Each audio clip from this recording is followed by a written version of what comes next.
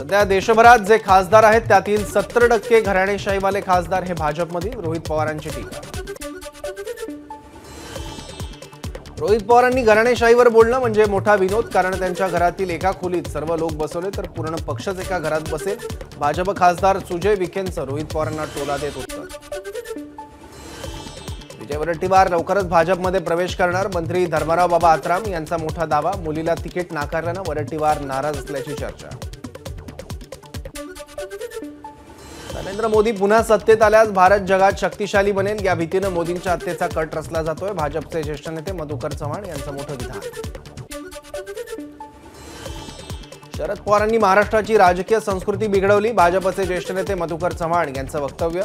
मनोज जरांगेंच्या मागे शरद पवारच असल्याचा मधुकर चव्हाणांचा आरोप। अजित पवारांच्या सांगण्यावरूनच राष्ट्रवादी काँग्रेस सोडून भाजपमध्ये गेलो आणि नंतर ते महायुतीत आले, मल्हार पाटील यांचा गौप्यस्फोट। अजित पवारांनी कान उघडणी केल्यानंतर मल्हार पाटलांकडून व्हिडिओ डिलीट। भाजपची अवस्था काँग्रेससारखी व्हायला वेळ लागणार नाही, नाराज भाजपचे माजी आमदार पृथ्वीराज देशमुख यांचा पक्षाला घरचा आहे। तिकीट का नाकारलं हे सांगायला हवं होतं, पृथ्वीराज देशमुख यांचं वक्तव्य। संजय काका पाटील यांना उमेदवारी मिळाल्यानं पृथ्वीराज देशमुख नाराज। व्यापाऱ्यांच्या मतांवर भाजपचा डोळा, केंद्रीय मंत्री पियुष गोयल उद्योजकांसोबत साधणार संवाद। गडचिरोलीतील 1442 ग्रामस्थांनी इंडिया आघाडीचे उमेदवार डॉक्टर नामदेव किरसान यांना जाहीर केला पाठिंबा। बैठकीत ग्रामसभेच्या समस्या, आदिवासी समाजाचे प्रश्न, त्यांच्या कायद्याची अंमलबजावणी याबाबत मांडले मुद्दे।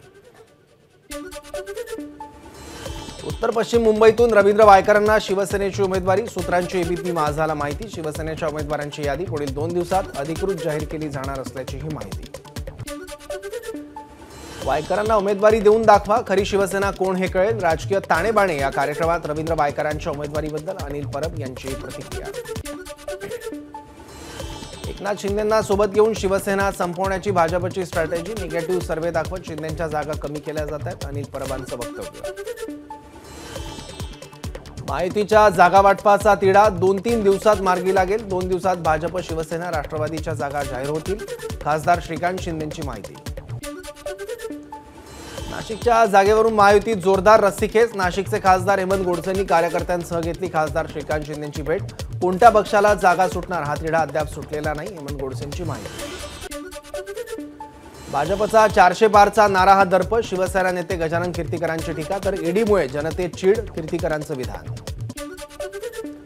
मुलगा अमोल कीर्तिकर यांना ईडीकडून त्रास दिला जातोय, गजानन कीर्तिकर यांचा आरोप। देशात भाजपला जनतेचा भक्कम पाठिंबा असताना ईडीचे प्रयोग थांबवले गेले पाहिजे, खासदार गजानन कीर्तिकर यांचं वक्तव्य। पुत्रप्रेमापोटी गजानन कीर्तिकरांनी अशी वक्तव्य केली, भाजप आमदार अमित साटम यांची कीर्तिकरांवर टीका।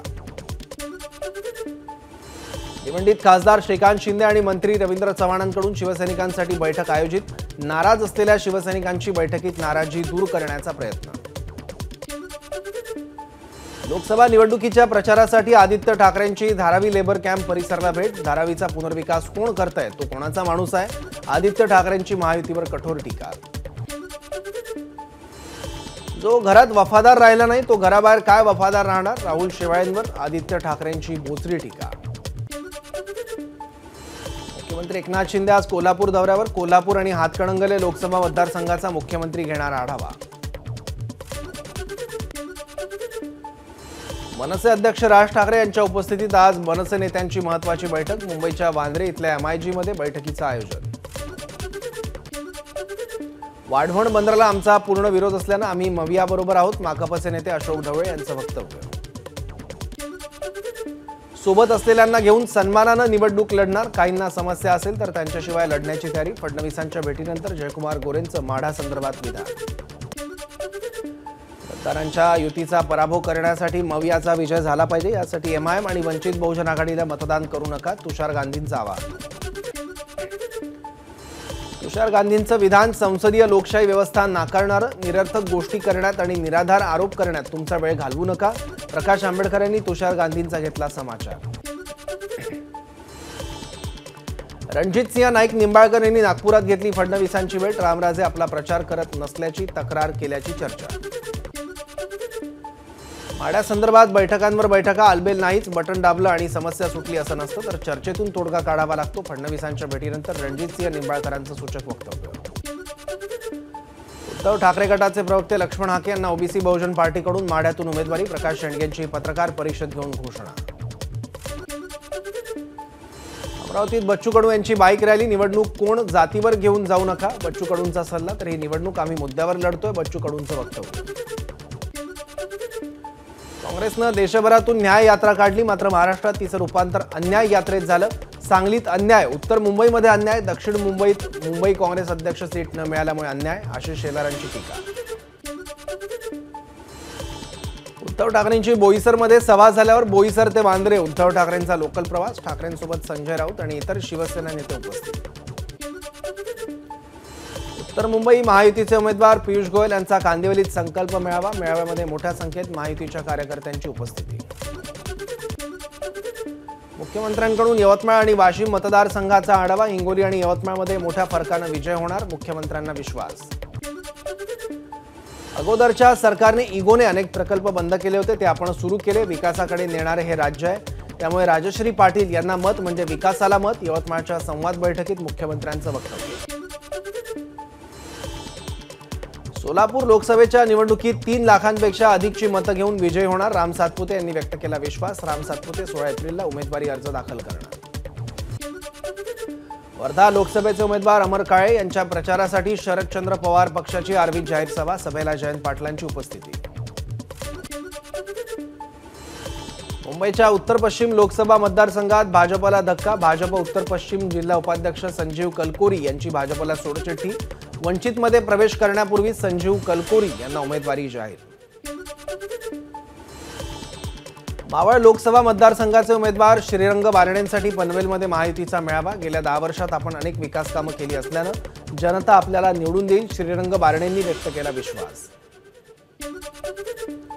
अकलूजमधून अनेक सहकारी भेटायला आले, त्यामध्ये धैर्यशील यांचं नाव पुढे आलं. पक्षप्रवेश झाल्यानंतर धैर्यशील मोहितेंची उमेदवारी जाहीर होईल, शरद पवारांची माहिती.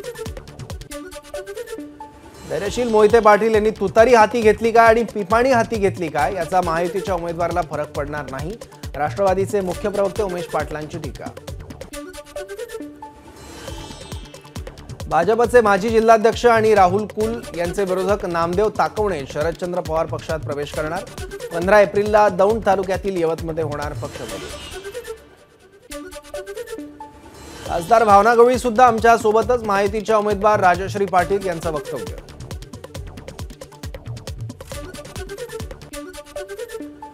सोलापूर लोकसभा मतदारसंघासाठी नामांकन दाखल करण्याची प्रक्रिया सुरू. पहिल्याच दिवशी सोलापूर लोकसभा मतदारसंघासाठी पहिला अर्ज दाखल.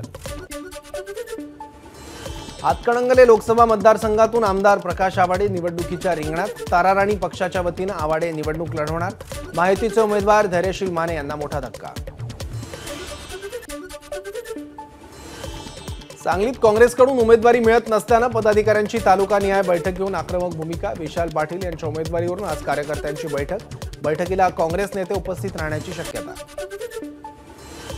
लातूर लोकसभा मतदारसंघाच्या निवडणुकीची अधिसूचना प्रसिद्ध. तसंच 75% अधिक मतदान व्हावं यासाठी निवडणूक विभागामार्फत विविध उपक्रम. अहमदनगरच्या निघोज इथल्या मळगंगा देवीची 22 एप्रिलपासून यात्रा. मात्र यात्रोत्सवात पाणी टंचाई निर्माण होण्याची शक्यता. उत्सव काळात कुकडी कालव्यातून नदीला पाणी सोडलं नाही तर मतदानावर बहिष्कार घालणार असल्याचा निघोज ग्रामस्थांचा इशारा. रायगड मतदारसंघात वंचितच्या उमेदवार कुमुदिनी चव्हाण यांची सुनील तटकरे आणि अनंत गीते यांच्यासोबत लढत. सुनील तटकरे आणि अनंत गीते यांना लढत देण्यास मी सक्षम, मराठा समाज माझ्या पाठीशी, कुमुदिनी चव्हाण यांनी व्यक्त केला विश्वास. एबीपी माझा, उघडा डोळे बघा नीट.